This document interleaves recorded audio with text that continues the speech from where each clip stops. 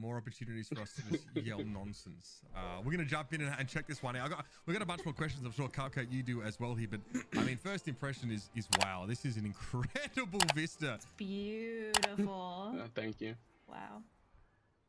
Absolutely stunning stuff. We talked about, you know, Dion, you mentioned like the S shape sort of thing, but it looks like there's some twists and turns here. It's almost like the path overlaps itself as well at some points. It does. There's a little bit of C shape, and then there's this bridge overpass that's pretty fun to encounter. I think I'm curious to see how this battle plays out once the players get to the overpass.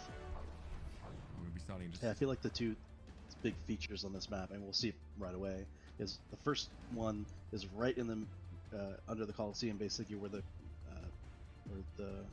other two or the bot starts, and that it you know, it kind of like looks sort of simple in basic geometry, but is like the subtlety there is because it's got a slight curve to it the whole time. Yep. It's so amazing, and you can see certain of these are blocked off and certain of them are open as far as in between the pillars. And that was actually iterated on quite a bit. I remember opening them up, closing them. In fact, you see the tops are actually open, so you can climb over or fly over them. So, so we we still see allow some Junkrat flanking routes if you're like a Pharah or Genji and you want to get cheeky. But we didn't want to close it off entirely, so that one section was sort of everyone's favorite right away in playtesting. Who used Bastion? And then just the a massive amount of iteration on it is great. Right. So we'll see it here. That quality of life chains on Winston's bubble, it does not go unnoticed, by the way. The duration of the bubble remaining being shown on the HUD is huge. Oh yeah. I love that. It's funny watching. Sorry, I mean, I just love the curvature actually sort of. It actually reduces line of sight, right? So you cannot now just sit at one end of this sort of track and see the other if you're a sniper. So even that small tweak, you know, has balance implications that I'm sure you've thought about to quite a great degree. I think because me and Cupcake are both support mains, I think something we're definitely going to be wanting to talk about here is that it's not just Zenyatta's HUD that's gotten a change, right? It seems like every sport looks a little bit different when it comes to the HUD and some of those abilities that interact with teammates. Yeah, which like this, even the Zen placement of the orbs, it's so much better, like more in the middle rather than having it on this side. Oh, yeah. I think that's really nice. I've noticed like the little changes with like having Mercy, like it shows when Mercy's healing somebody a lot more clearly, and I like having the icons of who it's on, you know. I like I wish to see more with Ana. Like I would love to see with Ana having it show like who she slept, like on the UI. Oh, that's a cool idea. Yeah. Well, like that would be so cool. Especially because, you know, I feel like I have to tell my DPS player that's in the enemy backline, I don't know if you saw that, but I just let the fire out the air and they just I slept someone, yeah. I like that idea a lot.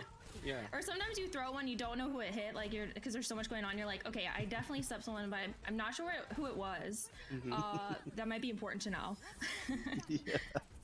That's my favorite part. You sleep against you accidentally with a blade, and someone just wakes them up because they have no idea that you've sort of slept them, right? Exactly. Oh no. And obviously, you as a player get indication if Mercy is healing or damage boosting you, right? Obviously, your screen sort of on live, your screen sort of takes on like a sort of a very slight non-intrusive glow. But it seems here you've also changed how it's indicated to you that Mercy is sort of damage boosting you. Is that also the case with like a nano boost, for example? I can't remember if we've actually changed the 1P nano boost effect. I don't think we have yet. Gotcha. Oh my gosh, Soldier. In general, there's like, you know, okay, I was about to say.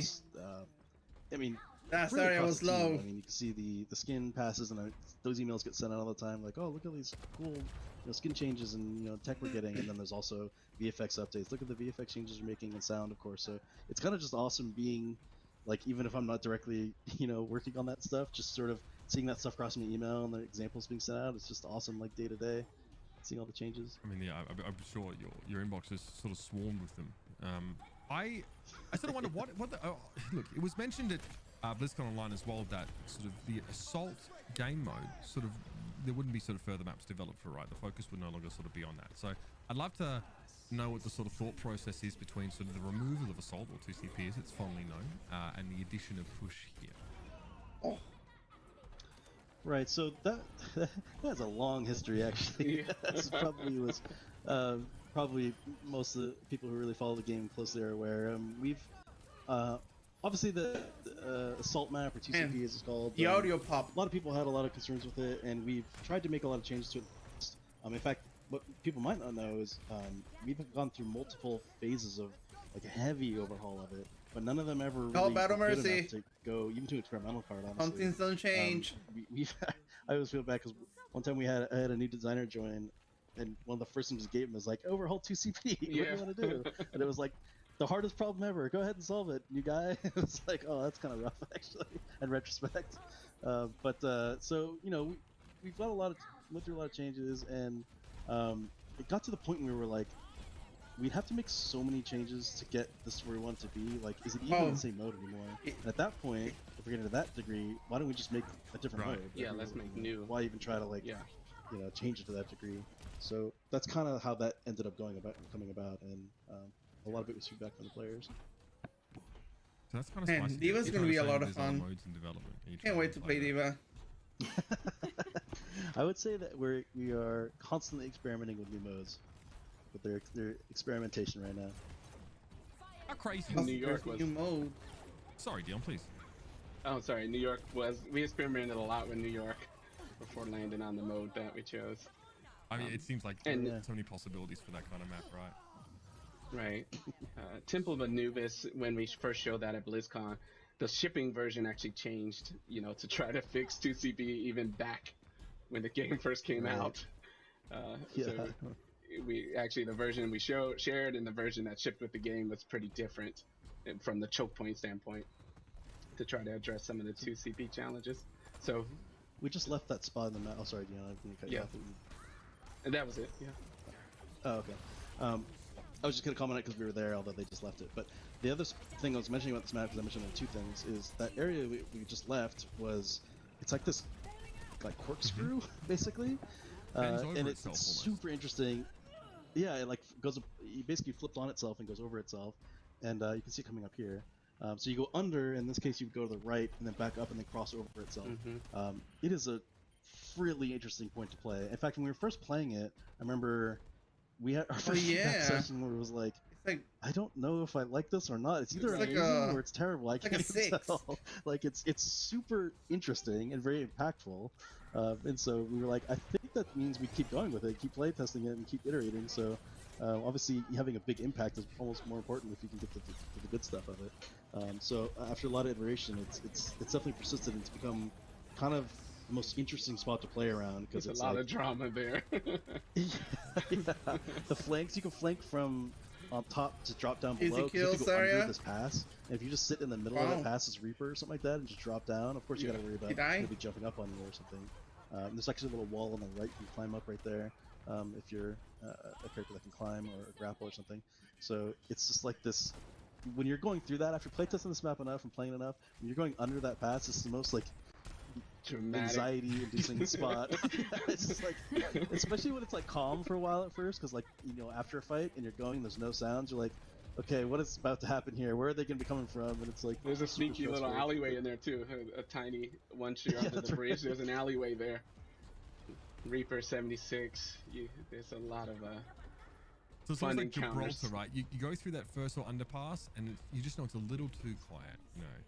You know that someone's going to show up and clap you. Oh, they're about to win. I mean, I'm loving it. It looks like, I mean, the verticality difference between sort of playing in this initial sort of bend and then outside on the corkscrews is huge. Like, you'd have to sort of switch comms almost to try and make the most of it. Cupcake, we've seen now a good decent bit of Rome. I'd love to get some more of your thoughts here. That Reaper was destroying them. I mean, I think it's absolutely beautiful. I love all the like architecture and everything in it. I was fascinated when I was watching the preview during the BlizzCon line on it, and I would, you know, love to get in there and like just go explore it and look around and like figure out like what the best way to go about this is, because there's a lot to it. It's a little you can hold like looking here, at it from like this perspective, right but here. I'm sure once you get in there and you actually like play it, it makes a lot more sense, you know. even at 5v5, yeah, you definitely have the feeling of like franticness or hecticness, you know, sort of around the bot. Yeah, exactly. And this seems like a game mode that's catered to like giving these like adrenaline sort of pumping moments of overtime, right? Oh yeah. It seems like And there's they're a lot keeping of that diva alive. What I love though is that these buildings don't just seem for decoration. Like even look up at the top right side, right? Like all these buildings you can go in. Rather move onto the enemy team is all day. Yeah, I mean they're contesting right now. That's Yeah, like a way more intensive map So they're design process contesting. as well, because you have to think of everything. You cannot leave a stone unturned when you sort of turn this tapestry into, you know, something vibrant like this.